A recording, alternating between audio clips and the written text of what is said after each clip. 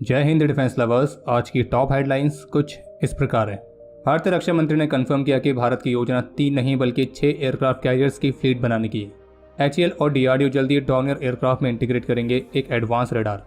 भारत श्रीलंका में स्थापित करेगा small arms ammunition manufacturing facility. Galwan में भारत के फोर्सेस अपनी नॉर्मल बेस पोजीशन से आगे हैं तैनात। और पाकिस्तान ने टेस्ट करी अपनी S-400 किलर मिसाइल।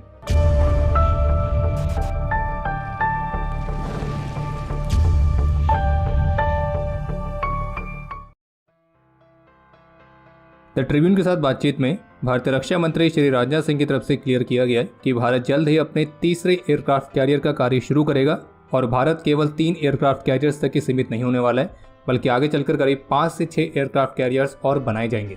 और शायद ये पहली बार है जब भारतीय रक्षा मंत्रालय की तरफ से एयरक्राफ्ट कैरियर्स को लेकर भारत के लॉन्ग टर्म प्लान्स के बारे में संकेत दिए गए, क्योंकि अभी तक भारत के 3 एयरक्राफ्ट कैरियर्स के बारे में बात तो चली रही थी, लेकिन इनके बाद ही भारत रुकने वाला नहीं है, बल्कि 5 से 6 एयरक्राफ्ट कैरियर्स और बनाने की योजना है।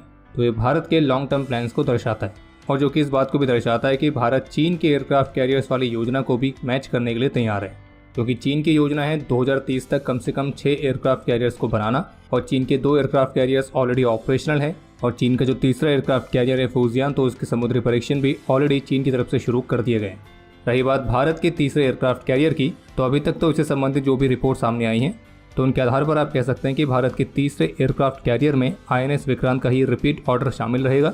लेकिन हाँ, INS विक्रांत की तुलना में इसमें थोड़े बहुत बदलाव हमें देखने को मिल सकते हैं। और INS विक्रांत के रिपीट ऑर्डर के बाद फिर जो चौथा एयरक्राफ्ट कैरियर होगा, जो कि संभावित रूप से एक बड़े साइज का कैटोबार मैकेनिज्म वाला एयरक्राफ्ट कैरियर हो सकता है। लेकिन हाँ, इस पर अभी तक कोई भी ऑफिशियल कन्फर्मेशन नहीं है। और केवल एयरक्राफ्ट कैरियर्स को बनाना ही एकमात्र लक्ष्य नहीं है, बल्कि इससे ऑपरेट करने के लिए फाइटर जेट्स की संख्या को बढ़ाना भी उतना ही जरूरी है, क्योंकि अभी वर्तमान समय में भारत के पास जो 2 एयरक्राफ्ट कैरियर्स हैं, तो उनसे भी ऑपरेट करने के लिए हमारे पास पर्याप्त संख्या में फाइटर जेट्स की कमी है। हालांकि इस कमी को दूर करने के लिए 26 डेक बेस्ड फाइटर के लिए टेंडर ऑलरेडी जारी हो रखा है, जिसमें संभावना है रफाल एम फाइटर्स को लिए जाने की। वहीं इसके अलावा टेड BF जैसा स्वदेशी फाइटर प्रोग्राम भी है, जो कि आगे चलकर इंडियन नेवी के एयरक्राफ्ट कैरियर्स में डिप्लॉय होंगे। बाकी इसके अलावा इंडियन नेवी अभी MiG-29 के फाइटर्स को ऑपरेट कर रही है। और बता दें कि नेवी ने टोटल 45 MiG-29 के फाइटर्स को खरीदा था, जिनमें से 3 को हम दुर्घटनाओं में खो चुके हैं, यानी कि भारत के पास केवल 42 MiG-29 के फाइटर्स हैं। हालांकि हर एक एयरक्राफ्ट कैरियर से ऑपरेट करने के लिए हमारे पास फाइटर जेट्स की 2 स्क्वाड्रन तो होनी चाहिए, यानी कि लगभग 36 एयरक्राफ्ट। लेकिन आपको बता दें कि इंडियन नेवी पीस टाइम और वॉर टाइम दोनों अलग अलग कंडीशंस में अलग अलग नंबर्स में फाइटर्स को ऑपरेट करती है। जैसे कि वॉर टाइम के समय जो एयरक्राफ्ट कैरियर्स होते हैं वो अपनी फुल कैपेसिटी में ऑपरेट होते हैं, यानी कि उसमें पूरे 36 एयरक्राफ्ट रहेंगे। लेकिन पीस टाइम में केवल एक ही स्क्वाड्रन की जरूरत पड़ती है, यानी कि केवल 18 एयरक्राफ्ट। और अभी वर्तमान समय में नेवी के पास ऑलरेडी 42 MiG-29 के फाइटर्स हैं। और अगर आपको लग रहा है कि कम से कम पीस टाइम के हिसाब से तो हमारे पास 2 एयरक्राफ्ट कैरियर्स के लिए पर्याप्त संख्या में एयरक्राफ्ट हैं, तो आप गलत हैं। और उसका रीज़न है एयरक्राफ्ट अवेलेबिलिटी रेशियो वाला फैक्टर। और कुछ रिपोर्ट्स के मुताबिक MiG-29K का जो अवेलेबिलिटी रेशियो है वो 60% के आसपास है, जबकि कुछ रिपोर्ट्स तो उसको केवल 50% भी बताती हैं।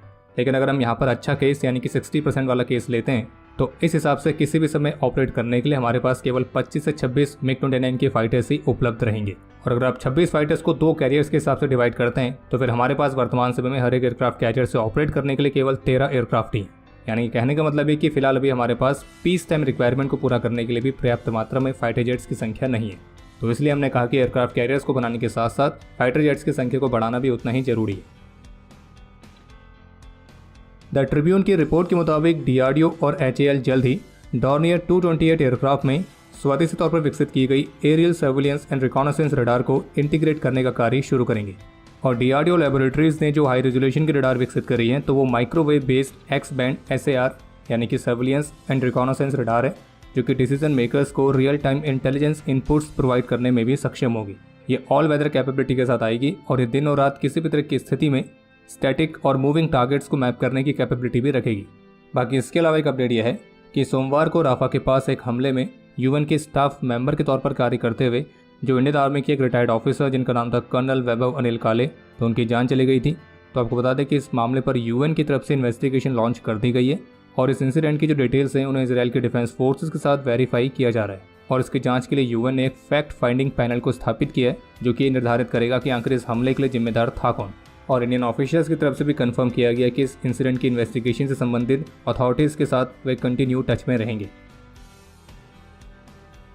आज बुधवार को श्रीलंकन ऑफिशियल्स की तरफ से कंफर्म किया गया है कि श्रीलंका में स्मॉल आर्म्स मैन्युफैक्चरिंग यूनिट को स्थापित करने के लिए वे भारत के साथ बातचीत कर रहे हैं, जो कि भारत और श्रीलंका के डिफेंस कॉपरेशन का हिस्सा है।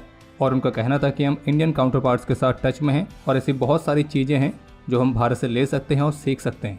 और रही बात स्मॉल आर्म्स मैन्युफैक्चरिंग यूनिट को स्थापित करने की, तो ऑलरेडी मिलिट्री इंडस्ट्री में जॉइंट वेंचर को लेकर डिस्कशन जारी है। और श्रीलंकन ऑफिशियल की स्टेटमेंट खास तौर पर तब आई है जब अभी कुछ समय पहले भारत के high commissioner to Sri Lanka mister Santosh Jha की तरफ से कहा गया था कि भारत श्रीलंका जैसे अपनी फ्रेंडली पार्टनर कंट्रीज को मॉडर्न डिफेंस इक्विपमेंट ऑफर करने की इच्छा रखता है।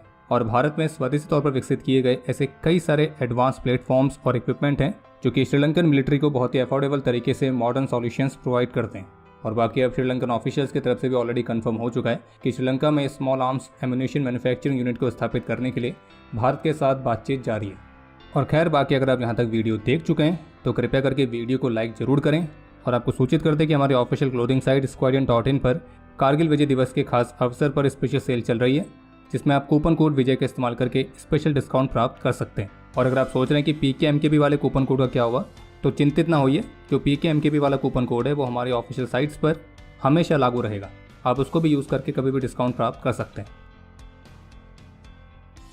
अभी कुछ ही समय पहले आपने एक वीडियो देखी होगी जिसपे इंडियन आर्मी के एक हेक्साकॉप्टर में माउंट की गई गन से फायर किया जा रहा है। तो इससे जुड़ा एक अपडेट यह है कि मशीन गन से इक्विप जो हेक्साकॉप्टर ड्रोन आपने देखा था, तो वो भारत के Pune based Ikran aerospace and technologies private limited द्वारा विकसित किए गए उनके सिरिन सीरीज के हेक्सा ड्रोन्स थे।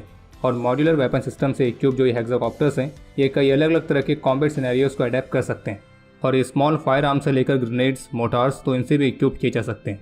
और इसमें इस्तेमाल किया गया जो एडवांस टारगेट डिटेक्शन एल्गोरिदम है, तो वो कोलेटरल डैमेज के रिस्क को सबसे कम करके पिन पॉइंट एक्यूरेसी को सुनिश्चित करता है। और बाकी स्पूफिंग और जैमिंग जैसे पोटेंशियल थ्रेट से भी सुरक्षित है। बाकी इसके अलावा एक अपडेट यह है कि कल मंगलवार को ICC के एक इवेंट को संबोधित करते हुए भारतीय विदेश मंत्री डॉक्टर एस जयशंकर का कहना था कि अब LAC के साथ जिस तरह के फोर्सेस की डिप्लॉयमेंट हो रही है, तो वो असामान्य है और देश की सुरक्षा की अनदेखी नहीं की जानी चाहिए।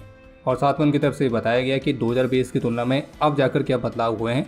तो 2020 में जहां पहले चाइना ने मल्टीपल एग्रीमेंट्स का उल्लंघन करके एक बहुत बड़ी संख्या में अपनी फोर्सेस को बॉर्डर्स के पास तैनात किया, और वो भी ऐसे समय पर जब हमारे देश में कोविड लॉकडाउन लगा हुआ था, लेकिन बावजूद इसके भारत ने काउंटर डिप्लॉयमेंट करी और तब से अब तक 4 वर्ष हो चुके हैं। और अब जो हमारी फोर्सेस की डिप्लॉयमेंट है वो गलवान में उनकी नॉर्मल बेस पोजीशन से आगे है।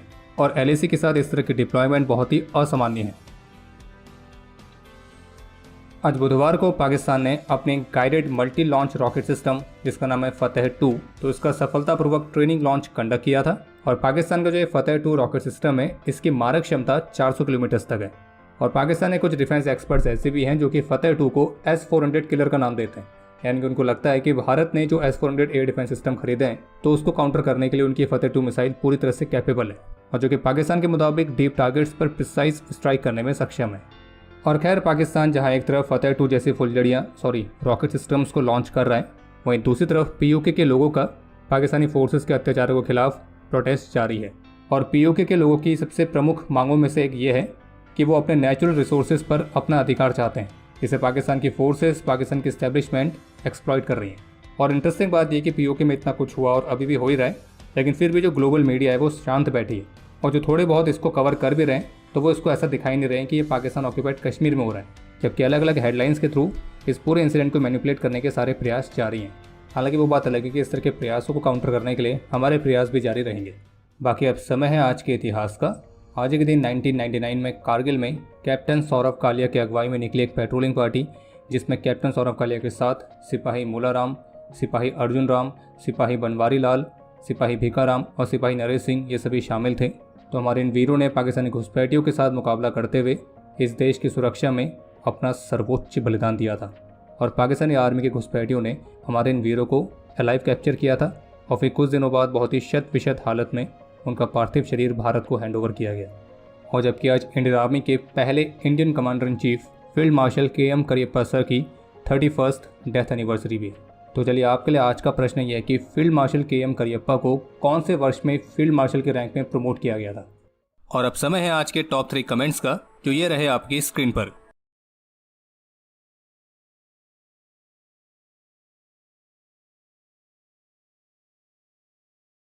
तो हमारे आज के इस एपिसोड के लिए इतना ही। उम्मीद है आपको एपिसोड पसंद आया होगा। पसंद आया तो वीडियो को लाइक जरूर करें। कोई भी सुझाव या सवाल हो तो उसके लिए कमेंट सेक्शन ओपन है। और अगर आपने अभी तक डिफेंस स्कॉट की सुपर ऐप को डाउनलोड नहीं किया है तो आज ही डाउनलोड करें और एक्सप्लोर करें डिफेंस की दुनिया को एक अलग तरह से। बाकी जल्द ही मिलेंगे नए एपिसोड के साथ। तब तक के लिए जय हिंद, जय भारत।